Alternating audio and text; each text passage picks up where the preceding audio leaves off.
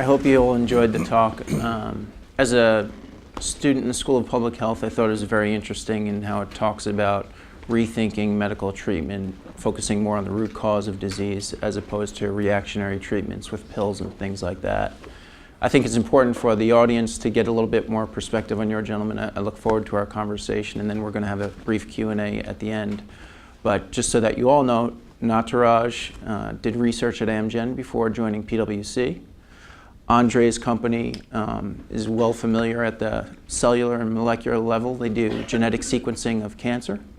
And you may or may not know that Professor Wilson did quite a bit of research with blood flow and computer simulation while at Stanford. And I think it's also important to note for the audience, if you're not aware, two big topics in the talk there were cancer and arthritis. And he classified them as degenerative diseases, but they could also easily be classified as chronic diseases.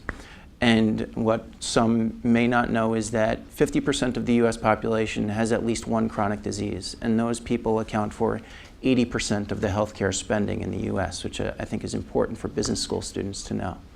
And I was wondering if you gentlemen had any thoughts as to interesting treatments or different thought patterns that you're seeing around those chronic diseases or others that are out there. We'll start. You're closest. So you get to start. Sounds good.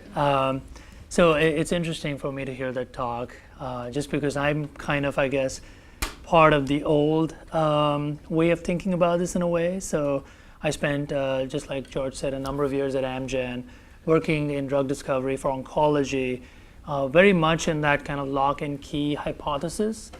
And I think that, having spent some time at Anderson and then lately in some of the work that I've been doing, I think I've kind of come a little bit closer to what the speaker is talking about, which is sort of more outcome focused. And I think that, the medical community as a whole is sort of starting to think about this, and even in terms of reimbursements now, everything is sort of outcome focused. And so I think there's definitely a strong push, and there's a lot of value in recognizing that there are alternative ways to impact patient diseases outside of just the traditional drug therapies. I think that drug companies actually are also kind of getting on board in a lot of ways, and we can talk through this in a little bit more detail. But as we work with our clients, I think they are starting to try to find ways to engage with patients so that there's trying to build this sort of, the speaker talked about immersion. And so try to build this sort of community, using either social networks or gamification, things of that nature. So, to answer the question, I think that definitely, this is a holistic way of thinking about therapy outside of just the drug aspect of it. And I think that this is starting to sort of become the norm, if you will, even within pharma clients.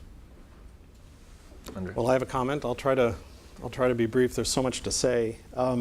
First of all, we got into what we do at our company because the fundamental premise is that if you find disease earlier, you could probably do something about it. It's as simple as that. There's the lock and key. We're down the street from Amgen. Many of our people worked in the traditional pharma environment, which has actually made a tremendous amount of progress in the last few years. But it was clear that if everything starts with a 5-millimeter tumor, the cancer is already present wherever that is, and then it spreads, and people die of metastatic disease. And there was very little that was actually in place, either as a system or as a tool for doctors to use to interrupt this process. So when Dr. Mukherjee's book came out a couple of years ago, we read that. Actually, a lot of people at Amgen, all the doctors that we were dealing with read that and were completely taken aback by what he was saying. But we looked even further, and there were examples going back to the 1860s in Australia of doctors postulating that the blood system or the lymphatic system was responsible for the spread of disease. So a lot of those ideas had been thought about for a long time. What we've done is put that into practice. What I think is interesting about the talk here that I hadn't seen, I'd only read the book a couple of years ago, is that he's taking it much further into the systemic environment. And I happen to believe that the stimulation of the immune system that is coming, there's been fantastic progress in melanoma, in traditional pharma, but it's clear that that applies pretty much to everything else. And if they can eliminate some of the toxicity issues that are associated with the drugs today, That will be, in our opinion, the way to overcome what is today considered chronic disease or often an intractable disease. I'll stop there because we're going for 2 hours. Sorry. It's fine. The area that I have more knowledge in, because I don't work at the kind of the small scale, is at the macroscopic scale in computer modeling, and there definitely has been a sea change and tremendous opportunity in bringing in high-end computing into the clinic. The company that I co-founded a few years ago just got FDA approval for the first use of computer modeling of blood flow in a diagnostic that I'm aware of. And so, I think that and that's all the things that you guys know. Obviously, you're carrying around a cell phone that has more computing power than the best computers in the world, 15 years ago. And I think the data point I can remember from my PhD research was around 2000. We got a $5 million SGI supercomputer at Stanford that was in the top 500 computers in the world at the time. And I was one of the first people to get an account on it when we were testing it out. And I think probably 5 years later, I was able to put together a compute cluster for about $25,000 in my office of standard PCs that had comparable performance for the kind of modeling that I was doing. And I think that has a profound impact in what you can do, both at the bringing the scale down, but also the computing needs. The biology and modeling of the human system is very complex. So it's, if you think the history of computer modeling in general goes back probably to at least the 50s for structural design with very simple bridges and truss kind of members and things like that. So I think that's an area where, and I just reviewed a paper a few days ago for people trying to do that for intracranial aneurysms. So I think that there's definitely opportunity that we're seeing that was impossible, literally impossible 15 years ago, both from the research side, because we had more modeling to understand, but secondarily just the computing change. So I think that's one area that is, like I said, it's a little more macroscopic than what these guys deal with, but that's kind of my perspective. I'd like to build on those comments because I do think it's interesting to talk about the technological advances that are happening in medicine right now. And they talked in the talk about new models and metaphors, but so much of these different thought patterns talk about genetic sequencing really can't happen without appropriate technological capabilities. And I'd be interested to hear how you've gone about your work has changed or improved as a result of new technological capabilities coming on board. So maybe I'll start and then we'll just go the same way. Really exciting crowd. So I think, again, going back to some of the work that I've been doing within pharma, and then again now working with larger sort of, outside of just the pharma, working with larger sort of academic health clients and things. One thing that I always struggled with when I worked at Amgen doing the drug discovery piece was, so I think it's important to recognize that cancer really isn't one disease. It's really kind of like a group of diseases. I'm sure Andre can speak to this at length. And I'm not just referring to the different kinds of cancer, even within, so most of my work was in non-small cell lung cancer. And even within that, there are so many different kinds of mutations and tumor subtypes that I think that's part of the learning that we've developed probably in like the last decade. And a lot of that really is still kind of being unraveled. There's large projects that are funded by the NIH and the NCI around mapping the cancer atlas to try to identify all the mutations so that you can identify what therapies work for what subset of patients. So I think in those sorts of areas, there's been a large growth in the ability to use these different computing models that Professor Wilson was mentioning. So for example, one of our clients is a large academic health center, and they're using IBM Watson to try to identify what some of those, to essentially map out the aspects of the cancer genome, but also some of the way oncologists treat cancer is sort of like tribal knowledge. They have a little notebook, they make notes, and they're constantly experimenting to try to figure out what works and what doesn't. And I think utilizing some of these computing methodologies, you can try and draw associations between some of that tribal knowledge as well as learnings from the cancer genome and make those associations really easily to try to potentially improve patient therapy. So that's one very sort of concrete area where And I think it's an emerging area where we're definitely seeing a lot of gains, I would say. Well, I'll echo that. I started life as a programmer, so I view what we do in cancer as threat detection. Anyway, it's just a different form. Everything that we do and have done over the last 7 years has been because of sequencing. So, and then everything that's downstream of sequencing. We happen to use blood because it's more dynamic, but we'll look at tissue, we'll look at anything else.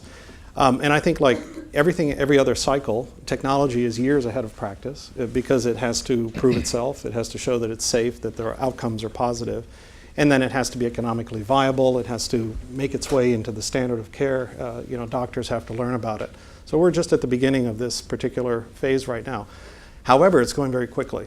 Every week there's a discovery, every day there's a discovery. There are papers all the time, and I'm not a doctor, but everybody tells me that there is more going on every month in terms of discovery than everything that has come before, which I think is pretty surprising. And so I'm very buoyed by that. And I'll give you one example of what that means in practice. There was a doctor here at UCLA, there is a doctor here at UCLA just a few months ago treating a prostate cancer patient who was originally diagnosed in 2007. The cancer had come back. He was doing very poorly, not responding to any of the traditional treatments for prostate cancer, including radiation.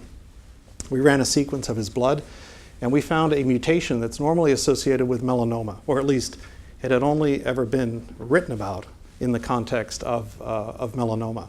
So this is a V601. And if you were looking at a patient with the traditional, what we know about prostate cancer today, he never would have been treated and he would have died. But with this discovery, there was enough evidence to prescribe vemurafenib, a targeted therapy, and he had a complete response, and he's back in Vegas running his 5 restaurants. And that's a doctor right here on campus.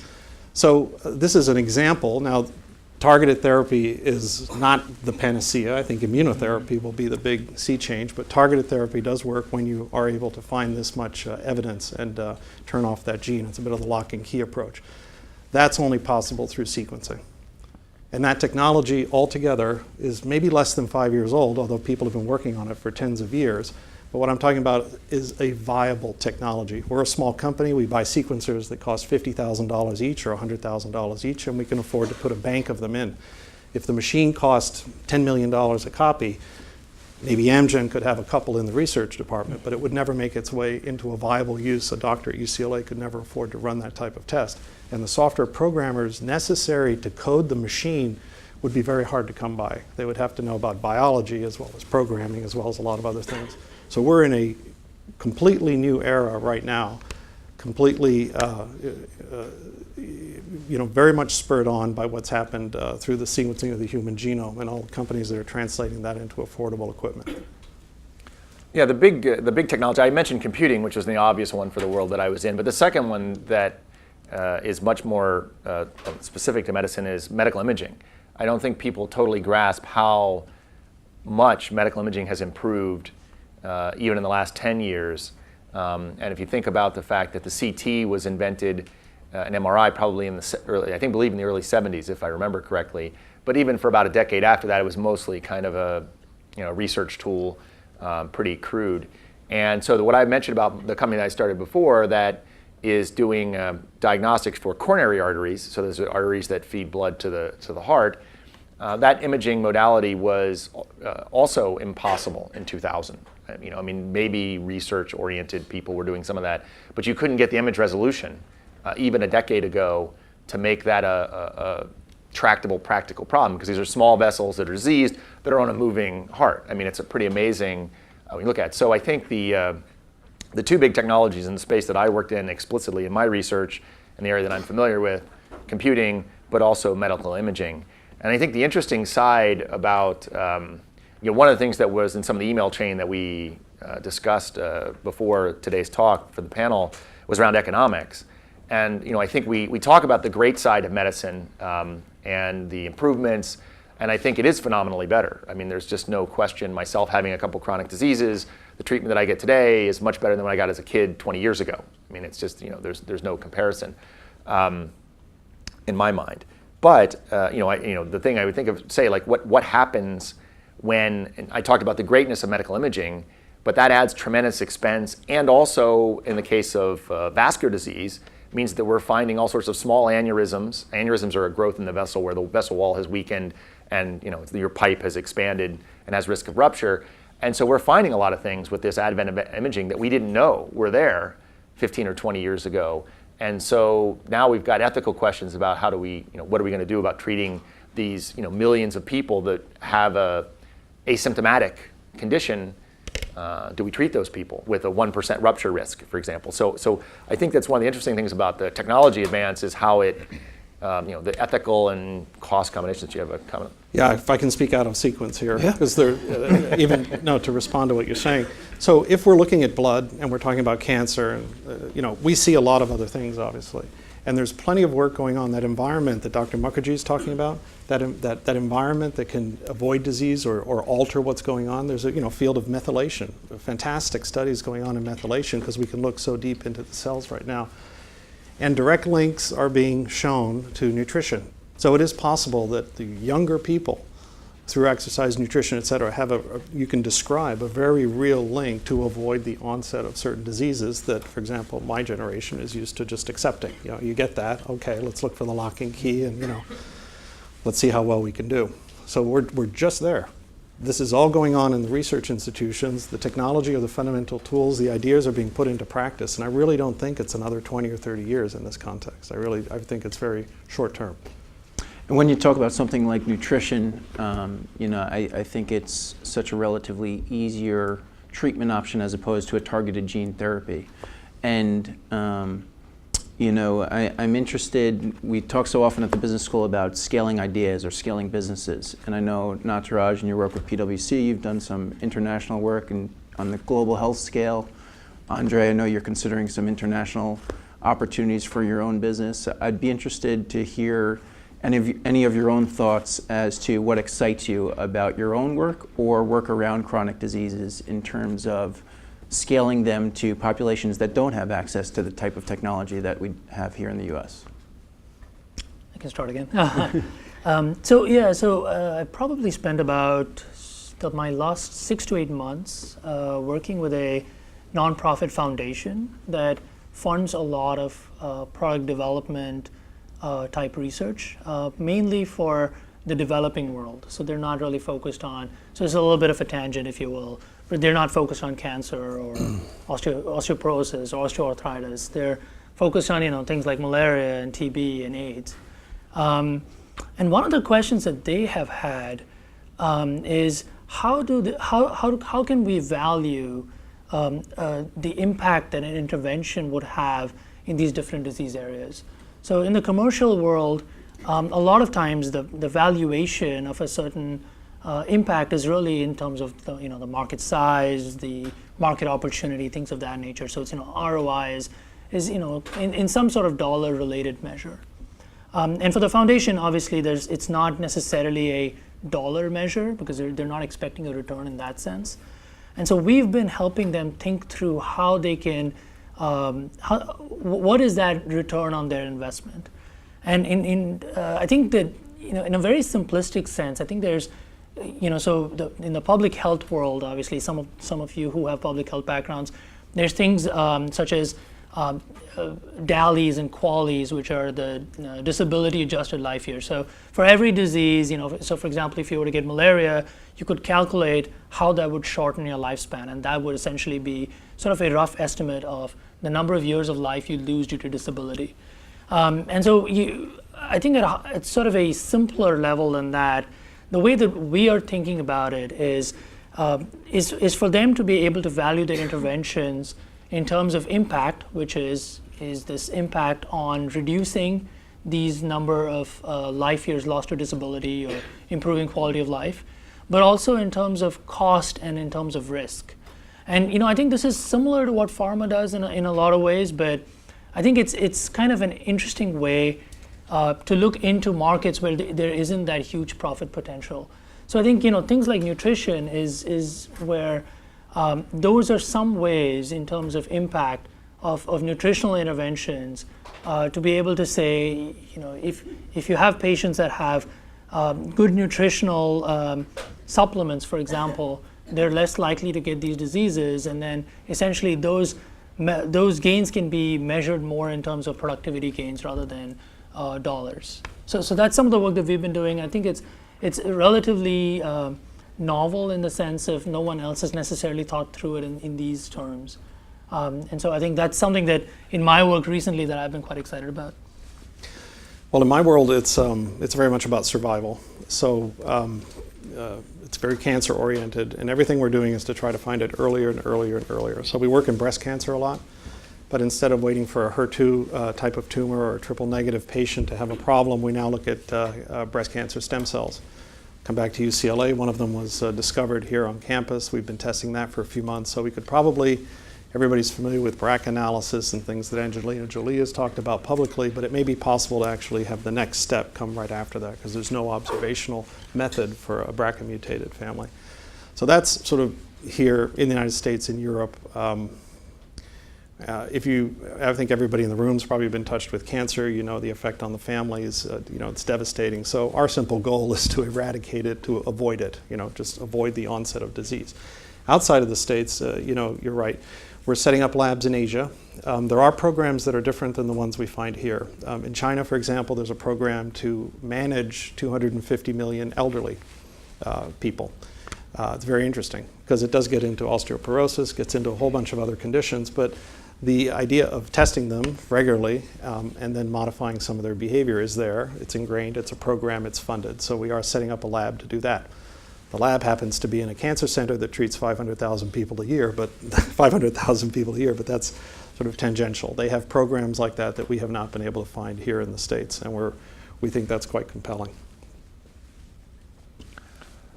Yeah, I guess maybe if it's okay to be skeptical at a TED Talk, I'm not confident that everybody's going to eat healthy and drink less and quit smoking in the future.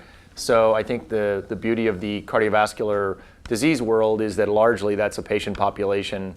The people that are going to see vascular surgeons, for example, usually in their 60s, that have all sorts of comorbidities, and you have large populations of smokers, people with poor diets, poor exercise regimes that you wheel out of the hospital after their surgery so they can smoke in the parking lot because they're not allowed to smoke in the building. So I guess I tend to think of solving the problems after they've after they appeared. But I'm if you guys can get people to live healthier, I'm sure everybody in this room had a really healthy dinner last night. So. As I was drinking my cup of coffee earlier. Well, I think part of it too is so I completely agree with that. I think part of it though is, and this is not so much in the US, but outside of the US, is having access to those healthy meals and having access to that higher nutritional value. I think that's where some of the disconnects are. And so even if, so I think behavior change is harder, but providing access is a little bit easier. And so, maybe 2 meals a day or 2 meals a week are healthier than they would normally be is something better than nothing. Yeah, and I think some of it has to be taken out of the abstract. Here in the States, I'm sure around the world, metabolic syndrome is how people referred to that trifecta, coronary disease, high blood pressure, et cetera. If I was to ask anybody here, well, so what are you going to do about your metabolic syndrome? I don't know. My doctor asked me, what are you going to do with your pre-metabolic syndrome? I was like, oh, well, I should exercise, It's the lock and key approach. We have to maybe come up with a way to discuss these problems in an actionable manner that somebody can really do something about it. I think to some degree they're very esoterically described in medical circles, but they're not yet brought into the public in a way that they can do something except not eat and not smoke, right? There has to be something more than that. And there will not be a pill for it. On the topic of changing actions and behaviors and thought patterns, not by design, we don't have a physician here on this panel, and Dr. Mukherjee is one. I'm wondering what your experience has been dealing with physicians, and do you think this is a tangible goal in terms of training, physician training, to more instinctively look at the root cause of disease as opposed to a more reactionary kind of treatment pattern? And on top of that, how have you seen your interactions with physicians change over the years in your various business interactions? Yeah, I mean, to answer the question, I think it is definitely something that in my interactions with physicians, what is always in the forefront of their mind is outcomes. And so I think in that regard, it's definitely something that I think they already think in those lines. And so I don't think it would be a huge behavior change. Now, having said that, I think a hurdle would be in terms of how this is institutionalized. So how is this kind of brought about as a standard of care? And so I think, and Dr. Mukherjee alluded to that as well, in terms of how can an immersion environment be patented, or, how could that be sort of consistently deployed in multiple settings. So I think that remains an open question. But the one thing that I've noticed in my interactions with physicians is they hate being tied down. They hate being tied down to like one thing.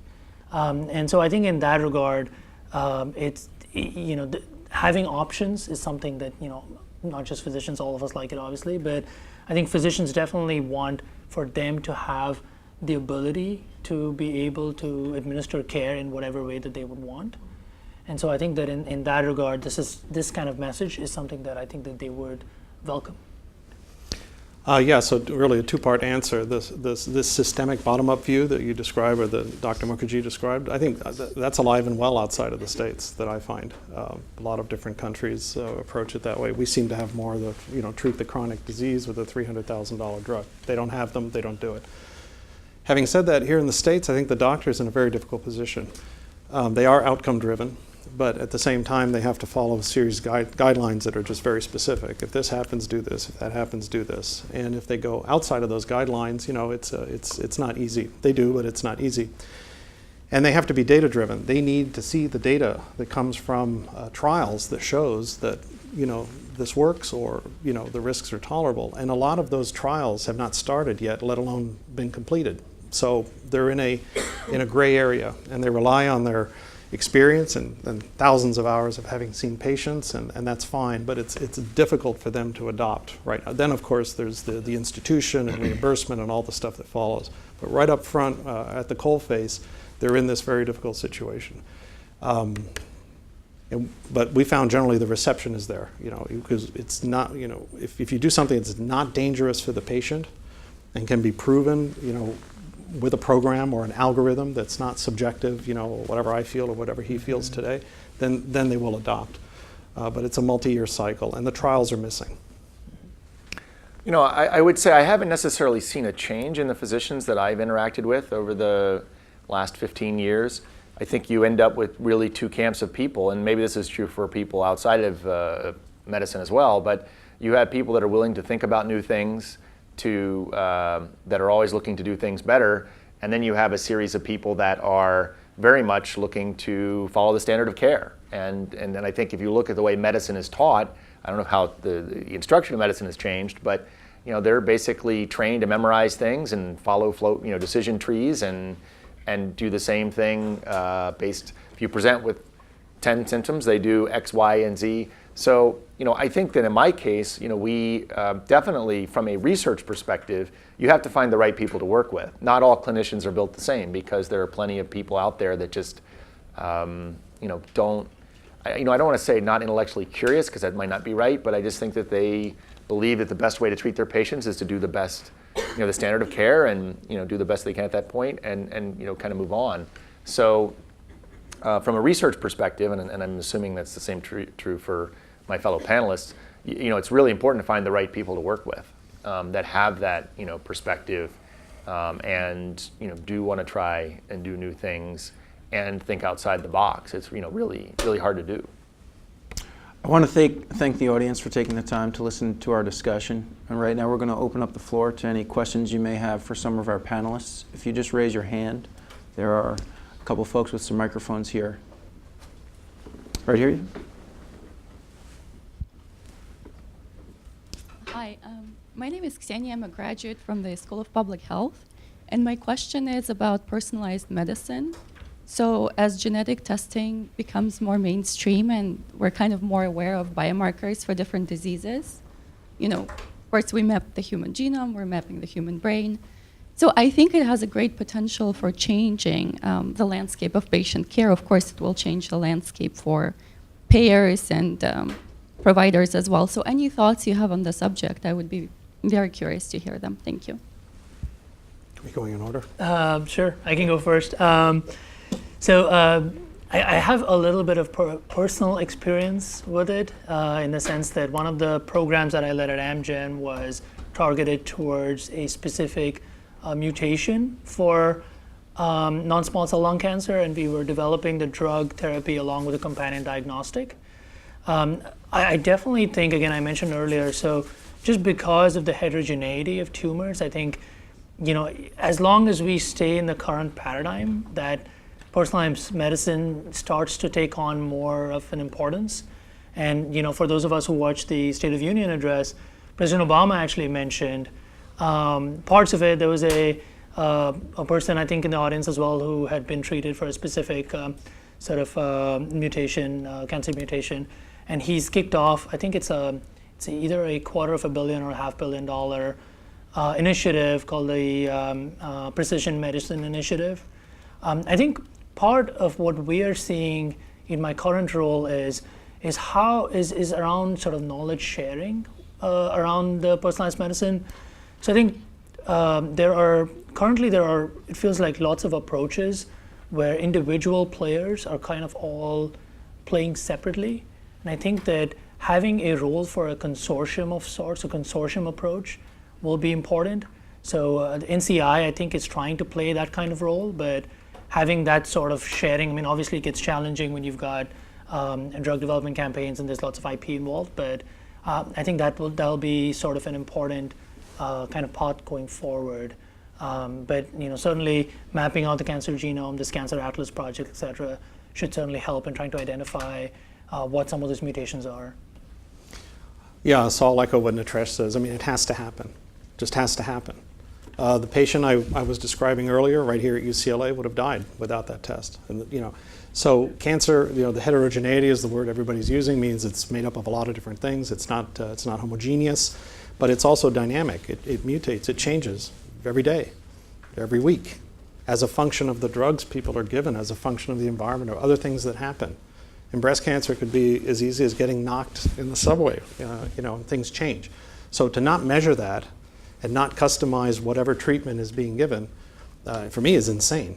You wouldn't build this auditorium just by measuring the foundation, then build the whole thing and measure it afterwards. Hey, is it straight? Did it work? No, you have to measure all the time. So that is within the concept of personalized medicine.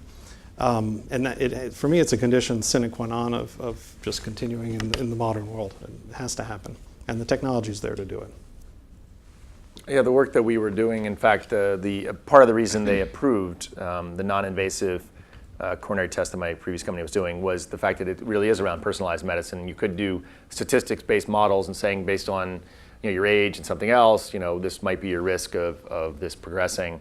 But really being able to build a model of somebody's actual anatomy, in our case, and simulate their actual blood flow, or as close as you can, approximate it, lets you personalize it. And that's was the whole point of our previous company. So I think there is a tremendous role for it. I mean, it does have the secondary downside effect of that blockbuster drugs might be harder to do. Right. Well, that was Exactly. Yeah, not to pick on Nataraj or Amgen or Big Pharma. I don't have any affiliation to Amgen anymore. That is, the lock and key approach that was described in the video. It doesn't work for many, many, many people, and it's a tough bargain. You get on a treatment, and the days are ticking down, especially lung cancer, something like that. Well, it didn't work. Well, they already know it doesn't work in 35, 45, 50% of the people. But that's the standard of care, so we keep administering that. So there has to be a dynamic measurement of the tumor progression in that particular patient as a function of how that patient is responding. And if there are resistance mutations that emerge, the doctor can catch them early, change that therapy. Has to be. Ultimately, we're going to get towards immunotherapy, but we still have a few years to go. For now, targeted therapy is the best thing there is. It's very promising in certain cases. It's not the cure-all for everybody. I mean, out of all the genes, over 20,000 genes, there's maybe 15, 20 targeted therapies. So, I mean, that's the state of the art. So something else is going to have to come, but it will be based on taking a look at that patient dynamically. Yeah. Any other questions? Back there? Yeah, hi, my name is Brian, and I'm an MBA student, so I have a question on personalized medicine that kind of follows what you're talking about. How do you make it economically feasible when the patient subsets that you're treating go down so dramatically, at the same time when the drug development cost is ballooning, has gone to over $2 billion a year? I mean, it doesn't seem like that equation works out, and I don't understand how you can make that efficient without the government, bearing cost. Well, I'll start since I'm on this side of the room. I think one of the things that was missing in the talk today is we've talked a lot about the change in the physician perspective, but and this is maybe falls in the realm of personal opinion, but hopefully it's driven by some data. I think there needs to be a change in the societal view and our willingness to accept risk. One of the problems we have, particularly in the U.S., with the FDA regulations, is this very burdensome, lack of willingness to have, needing huge study sites and the huge cost that you mentioned. One solution to that is to have society, if we really want personalized medicine, be willing to reduce, because the patient size will be smaller. There will be these, more specialized treatments. You have to bring the cost down to do that. So I would argue that if you have a willingness in society to accept more risk, then you can have more personalized medicine. If you don't have a sea change in the way people perceive testing in the medical space, I don't know what the solution to the problem is. Maybe some other people in the panel know how to solve it. But my claim is that it requires, it isn't just doctors that need to rethink the healthcare, right? It's everybody. It's all of society, in my opinion. So, I'll echo that. And, I guess one thing I will mention is that at least in the oncology space, I think for the most part, pharma companies have accepted that this is sort of the new reality. And I think they've sort of focused in. And so even in some of these personalized medicine markets, the markets could still be relatively large. If you see the patients that are failing the first and second line therapies, that patient population can still be relatively large. So I think from a pharma perspective, I think what it comes down to is two things. One is controlling costs, just like Professor Wilson said. But I think in some ways it's actually easier to do in a personalized medicine context, because you're going after a specific segment of the population. So in a traditional sort of clinical trial, you would test it with a really large population, because a significant percentage of the population is going to be non-responders just because they have a mutation to that particular tumor. And so by going after a specific tumor population, the hope is that you would have a significantly higher number of responders, so your total sample size doesn't need to be quite as large. So that's the one point. The other one is to show the value, right? So I think this is really a key. So it's to demonstrate the value of that therapy in terms of the number of years of life added, for example.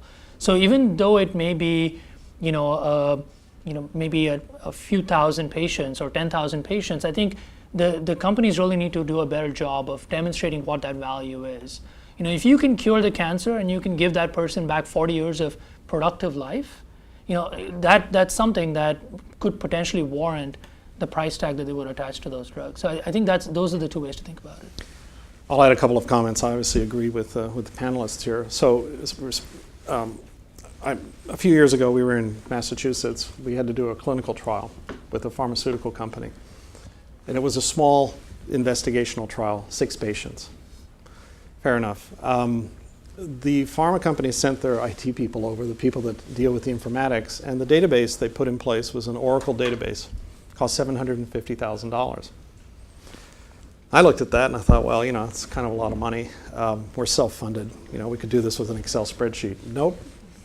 No, that's not part of our process. This is, So to your question about drug development, I think all the pharma companies have been struggling with how to make their development more efficient, and it's a problem. You've seen a lot of that unfold in the newspapers. There is the question that the whole model of the blockbuster drug is going away, and not just because there are generics, but because giving somebody a month or 2 months in dire conditions at the end of their life is probably not enough value, and increasingly people are opting away from that.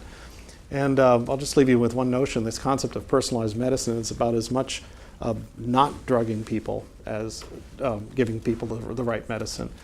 Most patients that we talk to don't want to take drugs. That's actually what motivates them. They don't want the chemo, they don't want whatever, and they want to make sure that they have the data to make that decision. Ultimately, though, we're going to have to rethink the cost-benefit and the complete development within the American pharmaceutical model, in my opinion. Yeah, I mean, I think if you look at the statistics, and just particularly in medical devices and things like that, and maybe the government needs to have a bigger role, I don't know, but there's been a decrease, and Andre might be able to comment on this because he's out there fighting the fires, but there's certainly been a significant decrease in venture capital flowing into a lot of medical technology. So, I think there is some question marks about how this is going to how the innovation is going to get funded going forward, because it's a different funding environment for at least medical devices than what it was 10 or 15 years ago. And there's certainly some new initiatives from the NIH, for example, where they're doing some bridge funding for some of their what's called small business innovation research grants to actually get stuff into clinical trials, because basically there's sort of a death valley. People aren't willing to take the risk. It's a lot better. You can get a lot better return on your capital if you're investing in Snapchat than a drug that may has a 1 in 10,000 chance of succeeding in 10 years. Yeah, and I would also say, sorry, one more comment. Along with the development, the R&D that happens on the biology side, all this complexity, there's a legal aspect and IP law and everything that surrounds the way we do things in this country that needs to change. And outside of the states, they're already rejecting it. Even brand new drugs that have been on the market for less than 5 years, other countries are saying, we're not paying for it, thank you very much. And the whole reimbursement paradigm is shifting, has to shift, because we pay for everything here in the country, in the US. In Europe, the single payer systems, the governments already say, okay, I'll pay you 1/10 of that. And then as you move east, that 1/10 becomes 1%. But the cost is borne here by the North American market. That is going to require the government to negotiate with drug companies. And we don't do that today.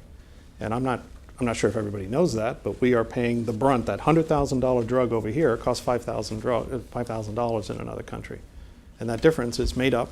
And I don't think I'm speaking out of school here. I'll just say the drug companies in general make all their money in the States, a little bit in Europe, and the rest they give away. Right. That doesn't work. This is going to cost us 20% of our GDP in not too many years. I think the prediction is in 6 more years. That's just unsustainable. And you can't buy an Oracle database for $750,000 to track 6 patients. That's just not right. If you developed everything that way, our cars would be $500,000 a piece anyway. That's it. We have time left for one more question and a couple comments. Do you still have a question here? I do, yeah.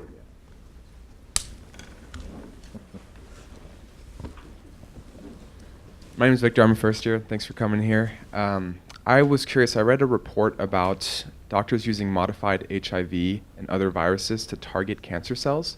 I just kind of want to get your feedback on that, because it seems like they were getting tremendous results from it. So. Me or you? Why don't you go first? All right. So that's actually, that's not new. Using viruses or bacteria to insert something in a cell has been done for a long time. Immunotherapy is actually right at that stage. The bacteria or virus that is used to insert that or stimulate that T cell and manipulate it may be toxic at some point. They're not sure. They're working on that toxicity. Once they have that solved, you're going to see this. You're going to see the field explode. So I view it all as sort of the tox issue, and the pharma companies are extremely. That's where they have the competencies to deal with that, and that's exactly what they're dealing with now. Now, I'll just add to that. So I think there's a couple candidates that are already, I want to say, in later stage clinical trials. So we should be seeing, we should have some sense, in the next 5 years or so, on how well that works. But definitely that is, sort of the holy grail, at least for the near term, if you will, because you get away from these very toxic drugs that we're using right now, because essentially the drugs that we use right now sort of target everything, which is why you have all of these side effects related to cancer therapy. So being more targeted in that way is the kind of holy grail. We're now out of time. Thanks very much for your questions. Thanks for joining us today. I hope you guys check out some other TED Talks during the week, and please join me in thanking our panelists today. Thank you, George. Thank you.